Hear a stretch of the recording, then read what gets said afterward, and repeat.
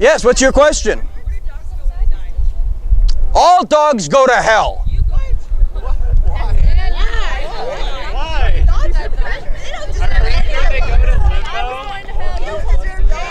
It says in Revelation, outside are the dogs.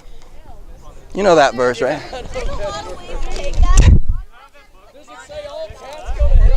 It also says that slavery is... But dogs don't have as hot of a spot in hell as the cats do. Hey, is slavery okay? Yo, bro, animals go to purgatory. Look it up. No, I was just kidding about the dogs. Yeah, sure.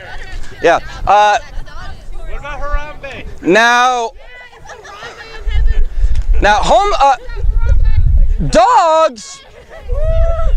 dogs are not what we call moral agents.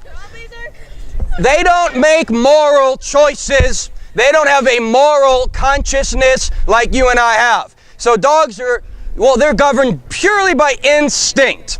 So there's no judgment day for dogs.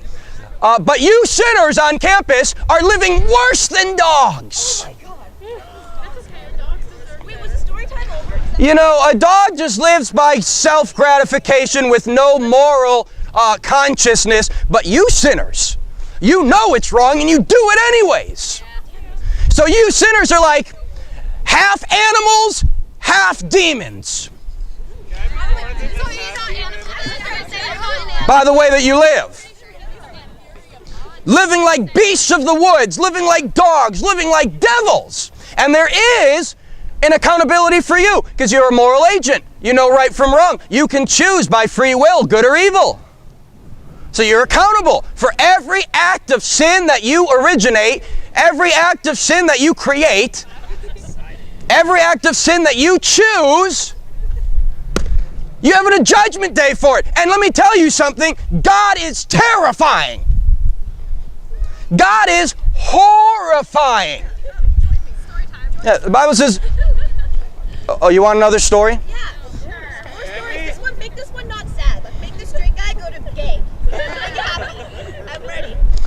One day, Yeah, I'm ready for that too. That sounds with the dogs. I want to party with the dogs. Party with the dogs. And the cats. there once was a world. There once was a world that was full of homosexuals, that was full of liars and thieves, that was full of murderers and drug addicts, a whole world full of sinners, except one man. Except one man. His name was Noah. Oh, I was right, guys. Yeah, you asked for a happy story. And so, I love hearing stories about where God kills millions of people. It's fun. who built the ark? Noah. Who built the ark? Father Noah built the ark. See, so he built this boat. And one day it began to rain. And the homosexuals were in a frenzy. Because it had never rained before. It started to rain on their gay pride parade. On their gay pride parade. Yeah. I'm ready. And the rain didn't stop. It kept coming to their ankles, to their knees, to their waists. Scary story, guys. And it kept pouring down, pouring and pouring. And they climbed up to the mountains and it met them there. And the women had their children above their heads. Please don't kill my babies. Well, they weren't all queer. Children dying. And they all died. Man, woman, child. Homosexuals, liars, thieves, murderers. God killed them all. I have a question. What's that? My question is, aren't children like basically sinless? Why would God kill all those kids? Well, there was a genetic corruption in the old world, in the ancient world.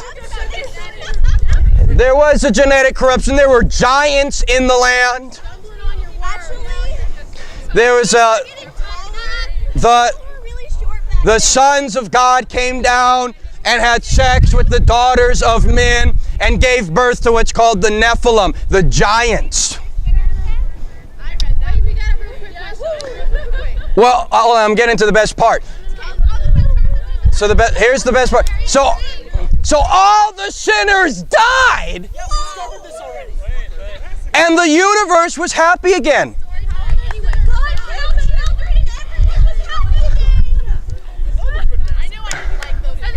He just flushed them away. Flushed them away. And he started over. Because sin, well, you see, sin grieves the heart of God. Sin hurts the universe. Sin hurts one another. So when God gets rid of the sin, well, it makes the universe happy again. What's your question? Professor Jess, I mean, you came out here, you put on your little suit, you got your book and stuff. I just got here. You don't need to compliment me with Professor. Just call me Saint Jesse. Yeah. Jesse, what's your point though? What's your solution? Because you came out yelling and you got a cameraman and stuff. What's your incentive? We're not taking away, you're just yelling at us. I want to see how homosexuals go straight and normal. I want to see liars become honest. Yeah. Where can I buy your suitcase? I want to see.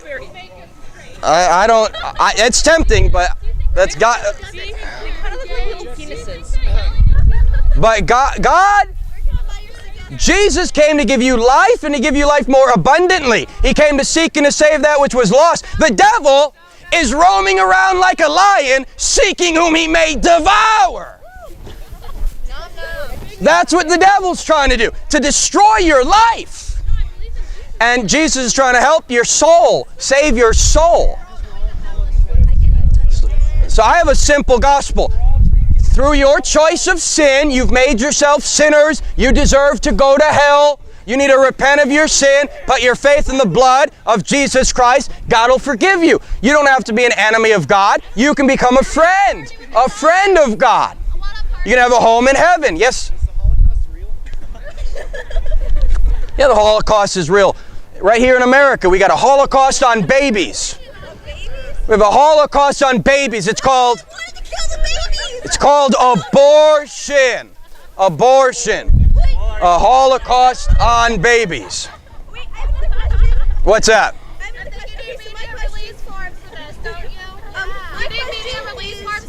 No, it's freedom of the press. What's your question? Is the devil really the bad guy if he punishes sinners? Like, I don't understand. No, the devil doesn't punish sinners. The devil is trying to lure you to hell.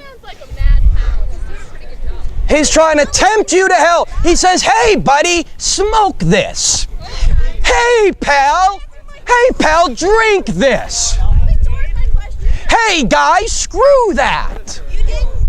See, the devil's trying to tempt you to sin, to destroy your heart, your mind, your soul. But you didn't answer my question. What's your question? My question was, is the devil really the bad guy if he's punishing sinners? Well, the devil doesn't punish you. God. What are we doing in hell? Are we having a party? God punishes sinners with hell. God punishes the devil with hell.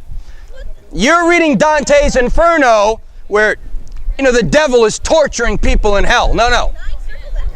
No, the devil is tempting you to sin.